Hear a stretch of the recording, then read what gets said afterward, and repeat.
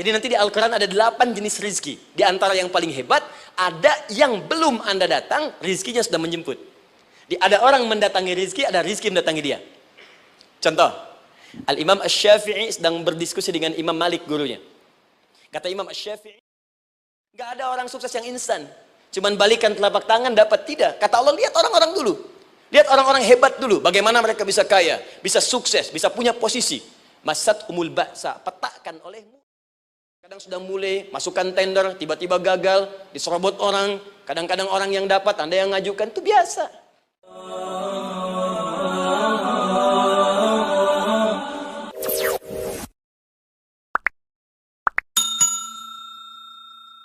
Anda berlanjut, diterangkan oleh Allah, hei, tugas suami saat mulai pertama kali menikah, maka tugas yang pertama siapkan untuk mencari nafkah. Bagaimana caranya ya Allah? Diturunkan oleh Allah. Satu, jangan takut kehilangan rezeki. Jangan pernah mencuri, jangan pernah ngambil punya orang, karena punya kamu akan saya berikan sempurna. Kamu ngambil punya orang, maka kamu akan menyulitkan diri sendiri. Itu akan dikembalikan pada yang berhak. Ya, turun Quran surah ke-51 ayat 22.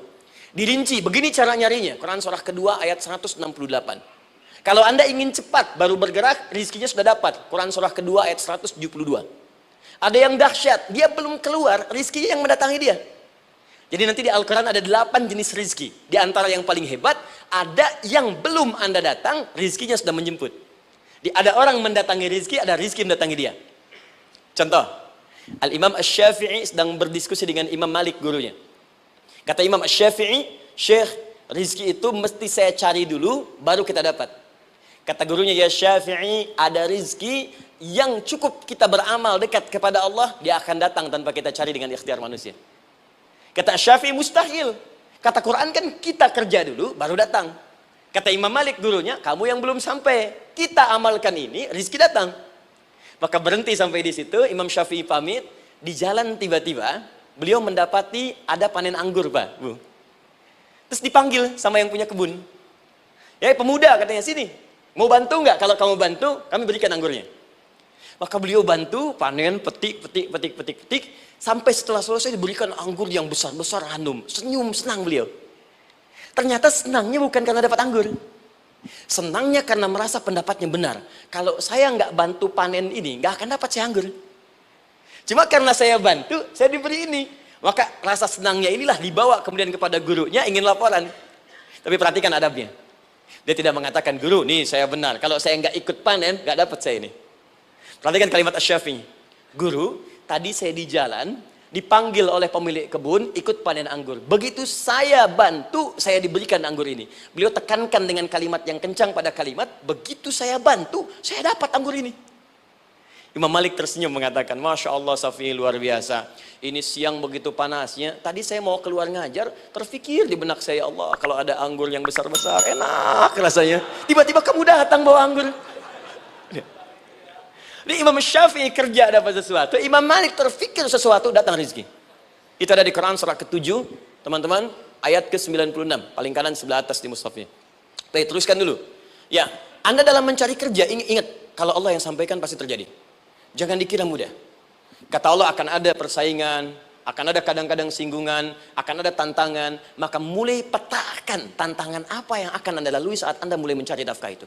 Maka turun Quran surah kedua ayat 214, paling kanan sebelah bawah.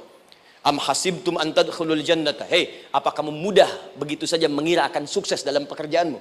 Bahkan bisa diartikan surga, ingin masuk surga. Walamma ya'tikum mathalul ladzina khalau min qablikum. Sebelum engkau diuji seperti orang sukses dulu pernah sukses. Lihat mereka. Nggak ada orang sukses yang instan. Cuman balikan telapak tangan dapat, tidak. Kata Allah, lihat orang-orang dulu. Lihat orang-orang hebat dulu. Bagaimana mereka bisa kaya, bisa sukses, bisa punya posisi. Masat umul ba'sa, petakan olehmu tantangan apa yang akan dihadapi saat engkau bekerja itu. Satu, kata Allah, ba'sun, ada yang ringan. Ya, ba's. Ba'sa, jama' dari kata ba'sun. Dua, dara'. Ini sudah menengah, jama' dari kata durun. Tiga, zilzal. Ini yang paling tinggi puncaknya. Jadi kalau Anda sudah mendapatkan ini, yakinlah, berarti Anda akan mendapatkan posisi yang tinggi. Karena mustahil orang besar diuji dengan ujian yang kecil. Zilzal, ini bagian ketiga. Ba'sa, ba'sun, mulai. Kira-kira tantangan-tantangan ringan apa saja yang akan Anda hadapi? Ya, kalau saya contohkan misalnya dengan contoh yang lain singkat, Anda mau ke masjid, ingin konsisten, mulai hijrah, ingin dekat dengan Allah, tiba-tiba yang tadinya nggak mau ke masjid, mulai ke masjid, diuji dengan hujan. Hujan kecil, rintik-rintik, shower. Begitu hujan, orang Arab mengatakan kalau hujannya bisa lewat tanpa payung pun, orang Arab mengatakan la ba'sa. La ba'sa ini ringan. Orang kita sambungin, labas. Dari bahasa Arab lewat. Nah, jadi kalau Anda mau berangkat nih, siap bekerja, siap hadapi tantangan, baru mau lewat hujan kecil, berarti itu tantangan kecil kita lewati. Macet, petakan, cari jalan yang kemudian sempurna, jalan yang kosong, buka Google-nya, buka Waze-nya, buka map-nya, cari. Jadi kalau pada yang kecil aja belum kita lewati, bagaimana mendapatkan yang besar?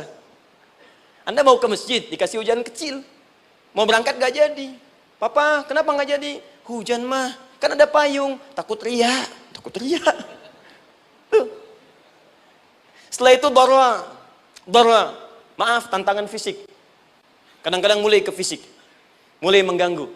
Ya, maaf, dirincikan kemudian oleh Al-Quran. Turun Quran surah ke-21, ayat 87 sampai 88, kisah Nabi Yunus alaihissalam. Yunus beraktivitas, bekerja, bukan berarti nggak ada tantangan.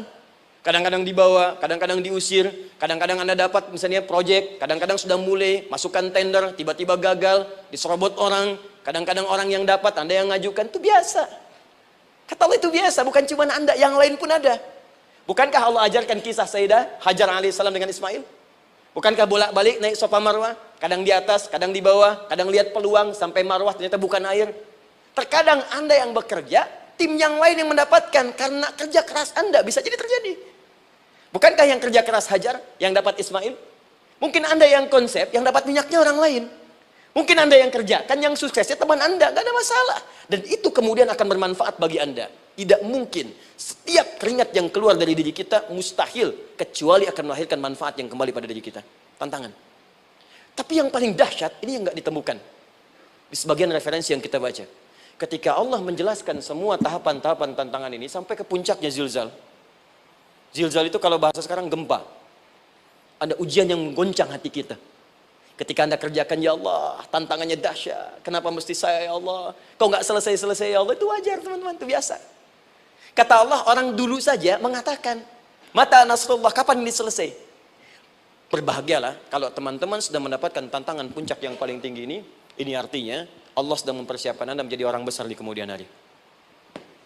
Dan cara mengatasinya diturunkan Quran surah ketiga ayat 142, paling kiri sebelah atas. Perhatikan dahsyatnya. Yang pertama diterangkan tantangannya, yang kedua dijelaskan cara mengatasinya. Saya mau berhenti sampai di titik ini, nanti saya terangkan cara berinteraksi dengan Al-Quran. Ya, perhatikan baik-baik. Kata Allah, jika kelak engkau sudah bisa memetakan tantangan ini, maka siapkan solusi untuk mengatasinya. Ayatnya dibuka dengan kalimat yang sama persis. Saya pernah sampaikan teori ini di dua perusahaan besar di Indonesia. Yang pertama ada satu perusahaan, karena ini direkam saya nggak sebutkan perusahaannya, perusahaan otomotif besar sedang turun gratis, kemudian juga ada inflasi yang tinggi. Terus saya terangkan teori Quran. Dia praktekkan berhasil, Pak. Padahal saat itu saya presentasi di depan non-muslim. Non-muslim. Sales-sales se-Indonesia dikumpulkan, saya bedah tentang ini dan mereka berhasil. Sampai sekarang naik lagi. Yang kedua sama, ini direkturnya juga non-muslim, tapi nggak apa-apa kita diskusi. Dan mau mendengar teori ini dan praktekkan, naik. Ya, dulu di satu perusahaan minyak juga, sedang turun, karyawan semua dikumpulkan, lalu kita bahas tentang ini, kita terangkan. Yang ini yang paling menarik dari Al-Quran. Kalimatnya sama persis, Quran surah ketiga ayat 142. Am hasibtum an tadkhulul jannata.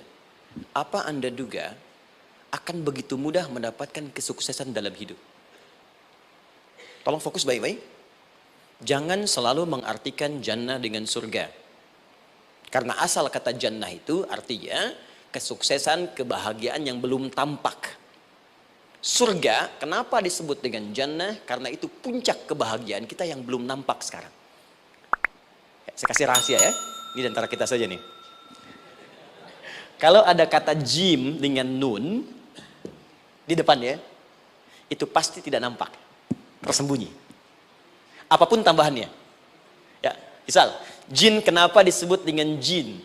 Karena memang ketika diciptakan, dia tidak tampak, tersembunyi. Lawannya ins, Karena itu kita disebut ins. Karena saat lahir kita tampak. 18 kali disebutkan dalam Al-Quran. Ya ma'syaral jinni wal ins. Wa ma khalaqtul jinna wal ins. Jadi jin disebut jin karena memang fitrahnya tersembunyi, nggak nampak. Jadi kalau ada jin melakukan penampakan, itu jin sedang kena masalah. Sedang keluar dari fitrah. Sama dengan manusia, harusnya tampak. Jadi kalau ada manusia yang senang sembunyi-sembunyi, dia sama dengan, bukan saya yang bilang, sedang punya masalah. Ke kantor, sembunyi-sembunyi, hati-hati Pak Alfian tuh. Biasa ada pintu depan, masuk pintu belakang. Suami di rumah, buka WA, sembunyi-sembunyi. Bu, hati-hati tuh. Pulang lewat pintu belakang, berarti sedang punya persoalan dalam hidup. Setiap ada jim dengan nun, pasti tersembunyi. Ibu punya janin. Rahim, dalam rahim ada janin. Kenapa disebut dengan janin? Jim, nun, ya, nun. Karena sosok itu belum nampak dalam pandangan kita. Nanti kalau sudah lahir, baru tampak. Jannah, kenapa disebut jannah? Karena belum tampak dalam pandangan kita. Nanti kelihatan. Karena itu dalam Al-Quran, kata jannah itu tidak dikhususkan dengan surga. Tidak dikhususkan dengan surga. Kadang-kadang menunjuk aspek kesuksesan yang belum tampak. Anda mau ngubur minyak, minyaknya belum tampak. Belum kelihatan. Anda mau kerja, ya hasilnya kan belum tampak, baru ikhtiar sekarang. Karena itu orang Arab disebut kaya, kalau mereka mendapatkan kebun yang tak tampak sebelumnya. Kebun anggur, bukan kurma, kalau kurma banyak. Kebun anggur, ada apel, ada jeruk, sampingnya ada sungai-sungai, disebut dengan jannah. Ya, kalau punya unta, nggak kaya di Arab, biasa. Karena yang kelihatan padang pasir, unta, hitam, merah, biasa. Tapi kalau sudah punya kebun anggur, yang sulit di padang pasir ada kebun, itu baru disebut kaya. Karena itu orang Arab kadang mengartikan jannah dengan aspek kesuksesan yang belum tampak. Diartikan dengan kebun anggur, kebun apel, dan macam-macamnya. Perhatikan. Am hasibtum an tadkhulul jannah. Apa Anda duga ingin sukses itu begitu mudah? Sukses jadi tidak. Walamma ya'lamillahu alladhina jahadu minkum wa ya'lamas sabirin. Perhatikan baik-baik. Sebelum Allah memastikan pada diri Anda, terdapat dua hal yang paling utama untuk mengatasi tantangan tadi. Satu, jahadu. Kesungguhan. Serius.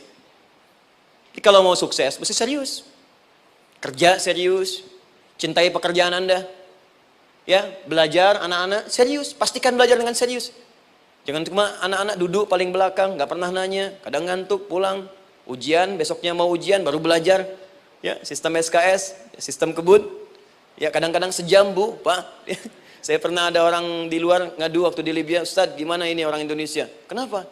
Saya belajar 3 bulan, besok mau ujian. Teman antum orang Indonesia pinjam catatan saya, baru semalam. Dia dapat 8, saya 7,5. Saya bilang, Anda belum tahu sistem SKS itu. Baik ya. Tapi itu bukan solusi, begitu ujian selesai, ilmu lupa. Itu poinnya. Jadi kalau hanya sekedar ilmu dipakai untuk ujian, pada prakteknya nggak akan terpakai. Ini banyak anak sekolah sekarang hanya belajar untuk ujian saja. Padahal kalau dipraktekkan, kadang kaitan dengan agama tinggi Bu, Pak. Fisika itu dengan agama itu tinggi.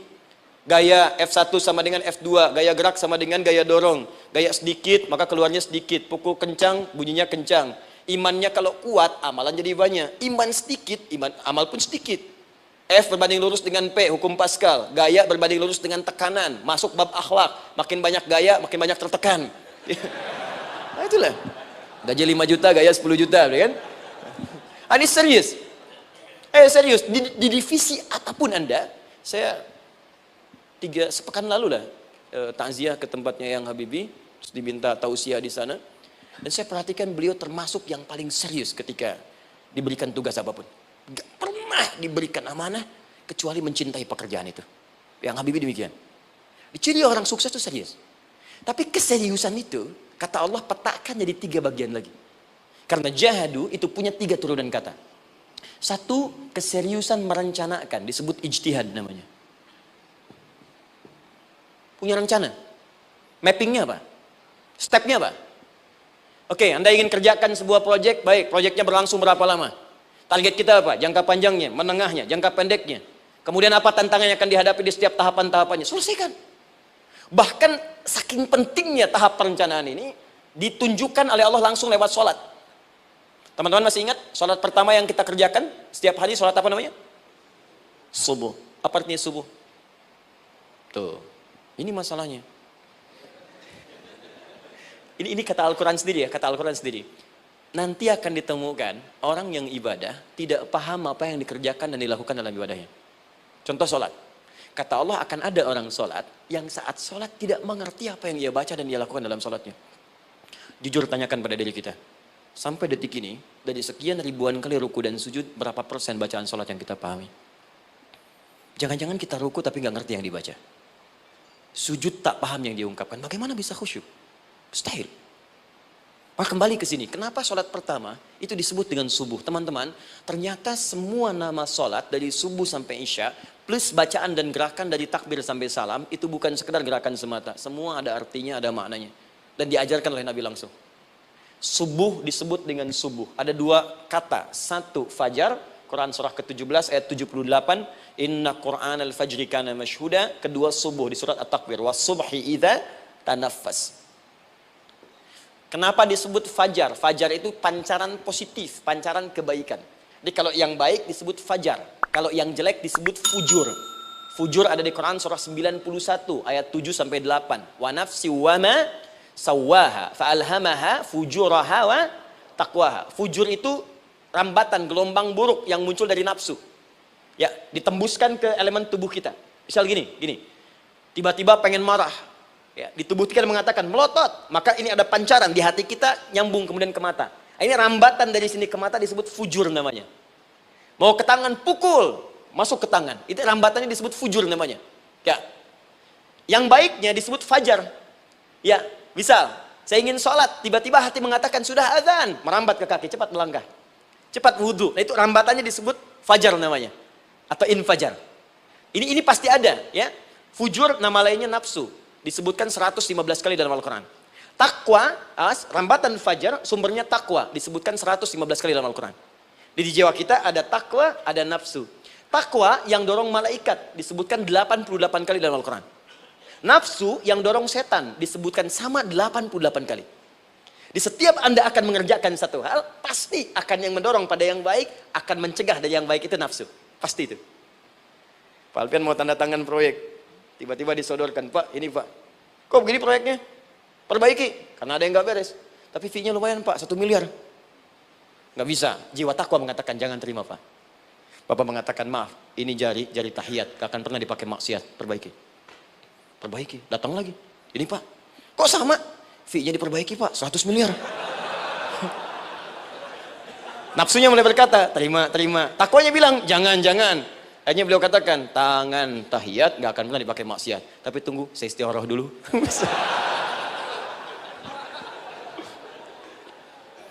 Nah, waktunya, ini salatnya disebut fajar. Kenapa disebut fajar? Karena saat kita tidur, terus dengar suara azan, Allahu Akbar, maka memancar dari iman kita, rambatan untuk merespon suara itu. Bangun kita untuk menunaikan salat. Waktunya disebut subuh. Kenapa disebut subuh? Dari kata asbah. Asbah itu artinya yang siap dengan rencana. Ya, orang Islam tuh nggak ada yang bangun dari tidurnya kecuali punya rencana jelas yang akan dieksekusi di hari itu. Makanya sebelum kita bekerja mengeksekusi itu, kita datang menghadap Allah supaya Allah berikan kemudahan di setiap aktivitas kita. Coba lihat manajemen Nabi. Bukankah sebelum tidur beliau istighfar dulu? Dirinci pekerjaannya, dicatat yang akan dikerjakan besok, istighfar 70 kali, 100 kali, sehingga dengan istighfar saat tidurnya tenang. Coba kita biasakan. Ada yang baca Quran, ada yang istighfar. Kalau nggak percaya silahkan cek. Begitu Anda lakukan, tidurnya enak.